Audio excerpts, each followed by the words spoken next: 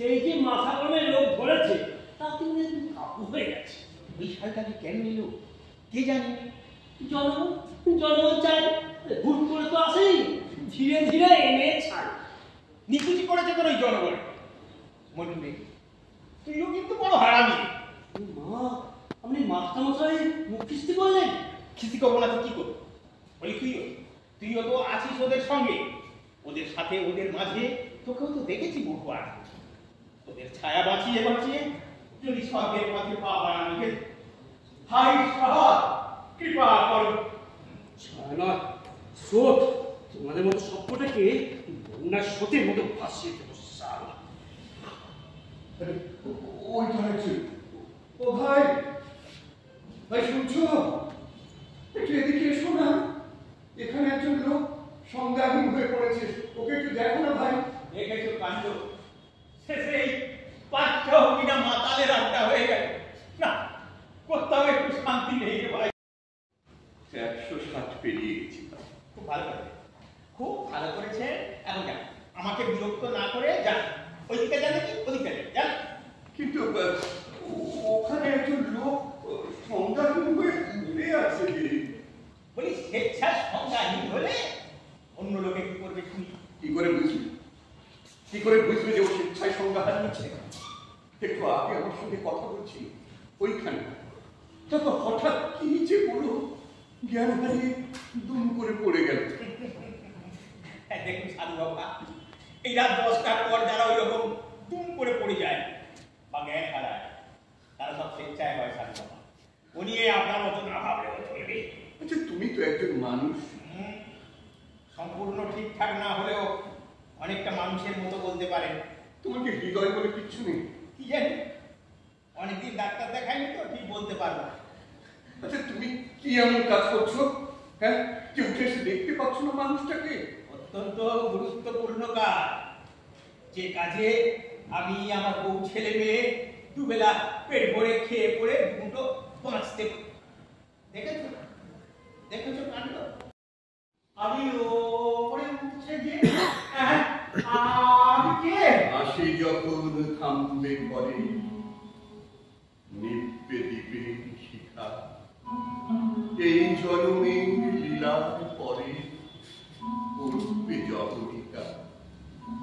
সেদিন যেন কবির তরে ভিড় না জমে সবার ঘরে, হয় না যেন উচ্চ স্বরে শোকের সমারোহ। আমি চব না চরণ, আমি তোমাদের লোক, আমি তোমাদের লোক।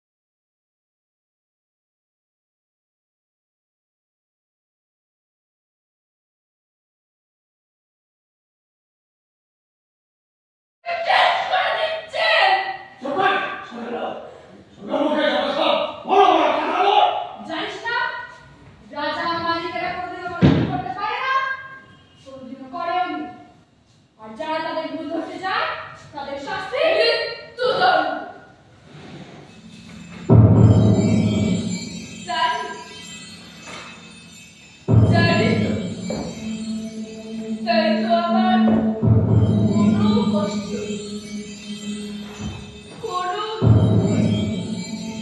এটাও জানি আমি বেঁচে থাকতে আমার বাচ্চারা যেভাবে না খেয়ে থাকতো, আমি মরে গেলেও ঠিক সেভাবে না খেয়ে থাকতো।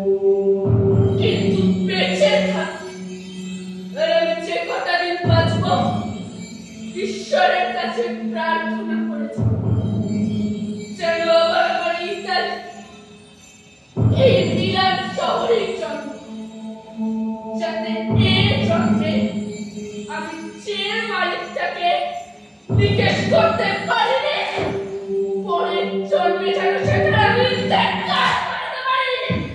ইন্তেকাল! আমার জন্মালেও তুই মালিকের কোনো ক্ষতি করতে পারবি না। হাজার বার জন্মালেও না। শোনো ভাই বন্ধু, তুমি জীবনের শেষ প্রান্তে এসে দাঁড়িয়ে আছো। এখন আর অনেকটা বিতর্কে গিয়ে লাভ নেই। শুধু যাওয়ার আগে একটা কথা জেনে যাও, যে মালিকের উপর কেউ নেই, তুমিও না, আমিও না।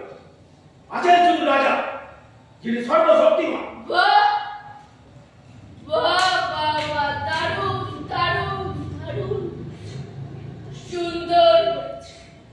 মৃত্যুর আগে আমার কানে একটা মোক্ষম সত্য তুমি পৌঁছে দিয়েছ। আমি জানি না তুমি, তবে তোমার